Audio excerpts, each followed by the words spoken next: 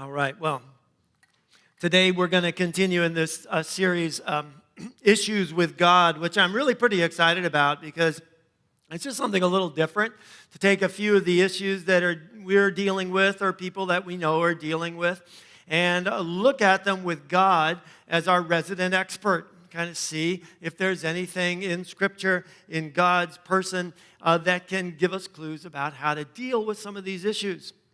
Last week we talked about self-esteem and the internet and how it can really mess with our self-esteem. We talked about how the world can sometimes send the message that our self-worth is really about our performance plus other people's opinions about us, and how sometimes that can lead us down some pretty shaky paths.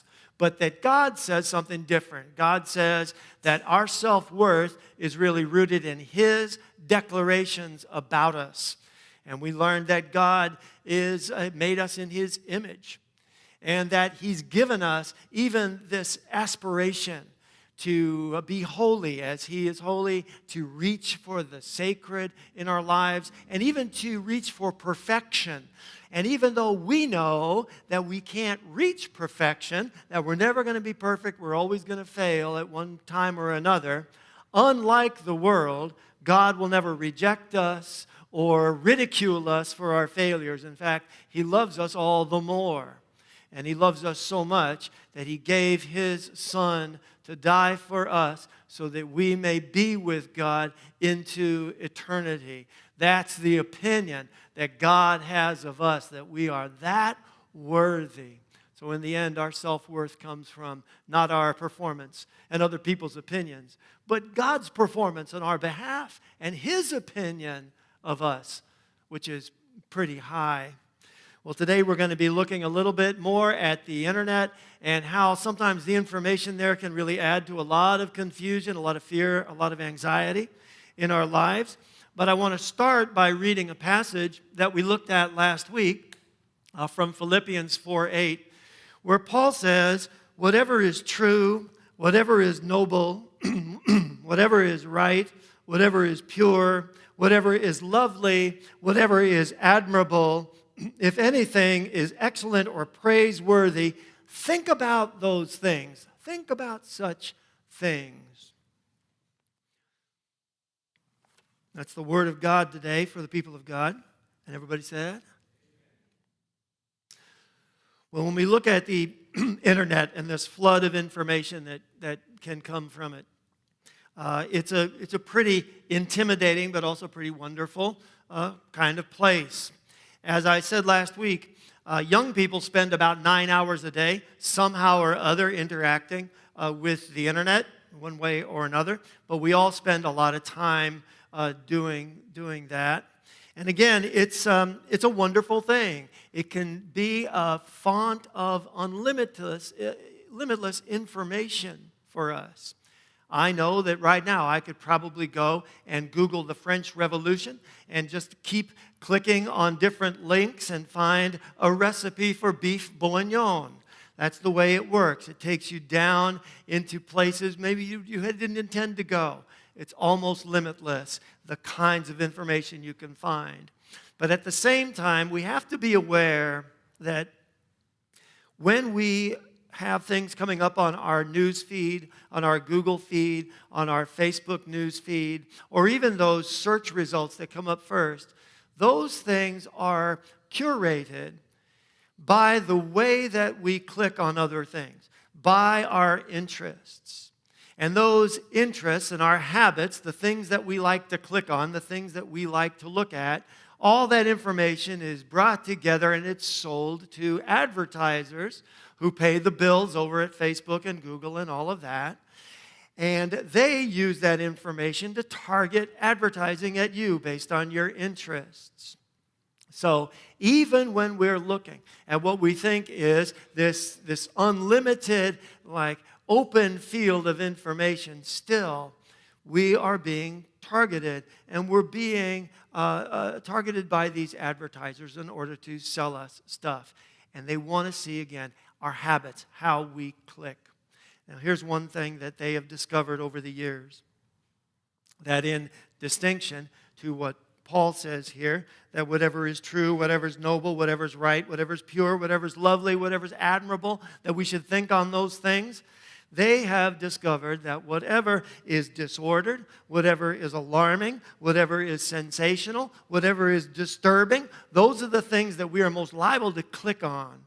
That's why you see an awful lot of stories of conflict and sensationalism and mind-blowing things coming up on your feeds, because those are the stories that people tend to click on, and those are the stories that will then play us into this whole algorithm advertising thing going on. So, the point of all that is just to say, even when we believe that we are looking at this big, broad, open universe of information, we have to remember that these algorithms are directing us in certain directions. They're bringing up certain stories on our feeds, and sometimes those stories can be misleading, and sometimes they can be absolutely manufactured out of whole cloth. I'll give you an example. Over the summer, we saw cities being shut down and businesses burned down and people even losing their lives in protests that turned often after dark into riots, violent riots. All of that was happening ostensibly to protest police brutality that had been sparked by, an interest in it had been sparked by, the murder of George Floyd. You all remember that. Well, in the aftermath of that murder and that video being out there and going viral, lots of videos began to appear of people's interaction with police. And often those videos were not shown in their full context. They were out there in order to begin to drive a narrative and begin to drive an argument. And that was that we were living in an unprecedented time of police brutality and the gunning down, almost open season, on African Americans by the police. Now, there were surveys at the time that showed that people believed that these kinds of events were occurring at a rate of about 1,000 a year. Some people said tens of thousands per year. All of that driven by this story, by this narrative. The fact of it is that the numbers of people shot unarmed by the police had really not changed in decades. And in fact, in 2019, there were not thousands or tens of thousands, but 14 such incidents. The narrative is sometimes driven by partial information. At the same time, it's known that in 2016, on the run-up to that election, there was information being put out to influence the election. And that information, those posts on Facebook and other places, were being put out there by foreign governments, by particularly the Russians. 126 million Facebook users saw those and interacted with those posts. And those posts were not even posted by real human beings. They were posted by bots or these artificial intelligence. So people were interacting, having their opinions influenced by things that weren't even real, not even human beings.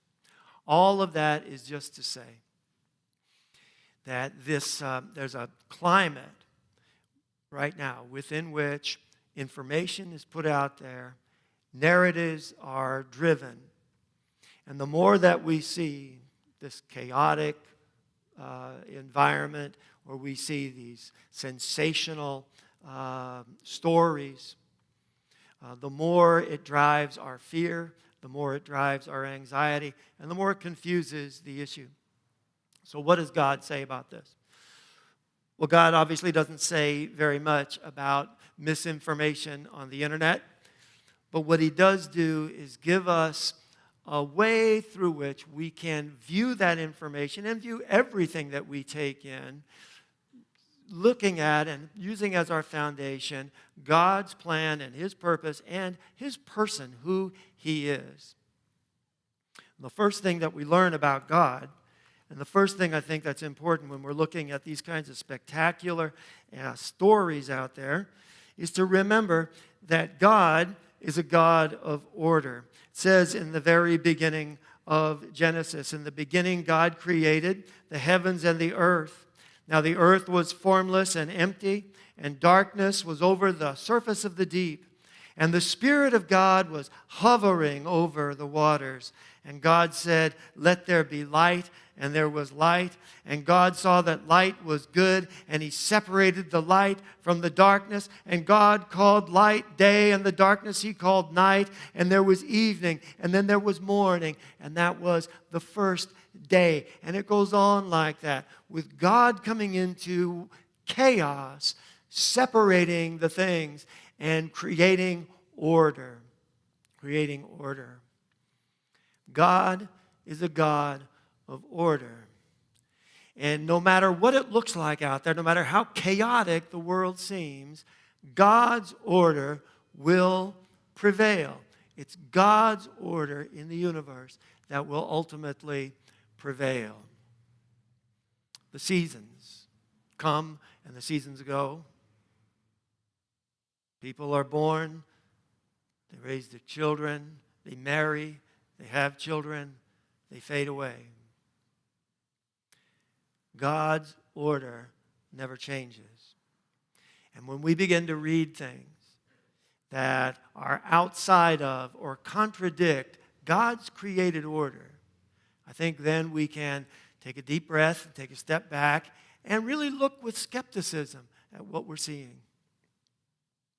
When we hear about or we read about new or previously undiscovered genders that are outside of God's created order, the binary of man and woman, I think we can take a step back and look at those very skeptically. Whenever we start to hear about post-transhumanism, meaning the idea that humans are going to be augmented or changed or evolved by technological means, by the means of artificial intelligence chips in our brains and things like that, we can step back and think twice about those things, because the fact is, anything that is outside of or contradicts God's created order is bound to fail. We don't need to be afraid of those things. When we hear about post-humanism, the idea that human beings should be taken down from their place as something feeding back. I got it. Their place in the top of the creation order on earth, we should look at that very skeptically. When we hear about radical environmentalism, where the creation is put above the creator, or the environment itself is put up there as a god, a thing to be worshipped above God, we should be really skeptical. Now, it's not to say that those things are not a concern or things that we should care about, but they're not things we should be afraid of or have anxiety about, because ultimately, anything that is outside of or contradicts God's created order will not prevail. It will, and it's bound to, fail. So we should be wary of anything that tells us that disorder is the order of the day. We should also be wary of any stories or things we read on the internet that give human beings, I think, too much credit for being able to manipulate history or manipulate events.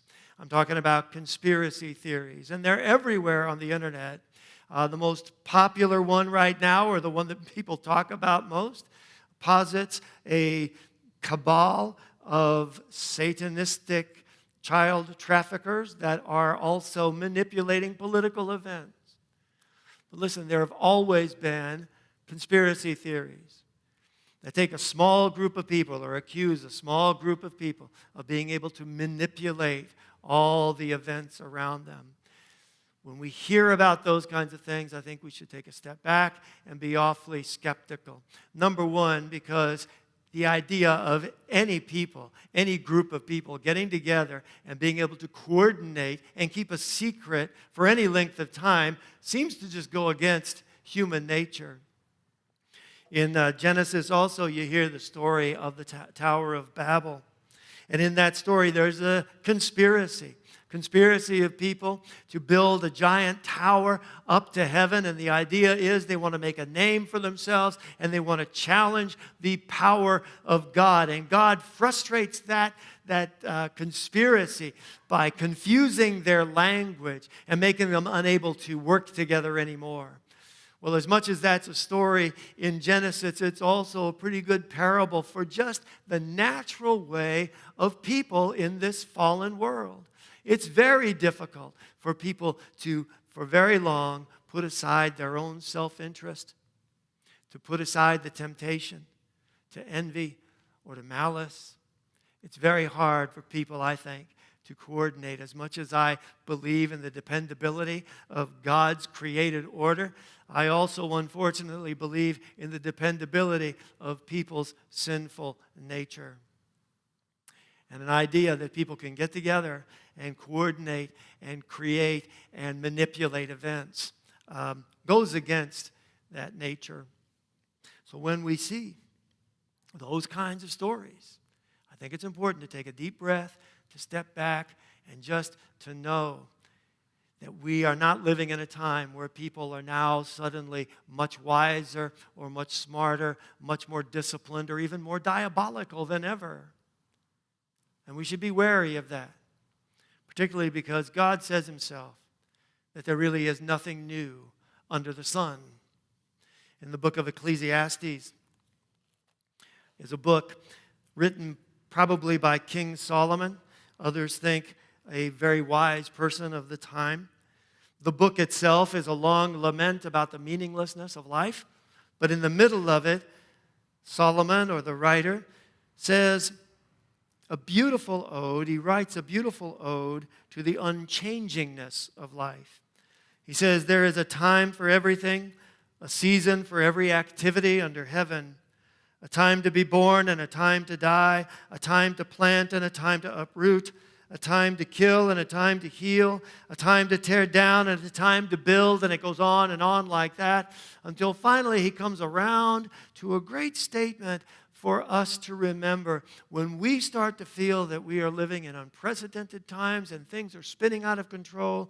He says this, whatever is has already been, and what will be has been before, and God will call the past into account.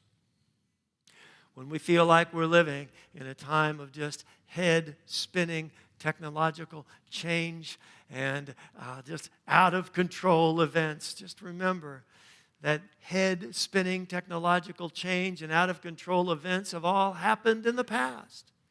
Everything we see, in one way or another, has happened before. And God has all of it. Even that endless stream of information from the internet, God has it all in his hands, and he will have it all in his hands until the end of time, which is another subject that comes up on the internet a lot. People look around and they look at the events that we're living through. They'll look at the changing climate. They'll look at wildfires. They look at the strife between nations. And they'll say, here it is. Finally, it's the end. It's the end of the age. That claim has been made many times before. It continues to be made today.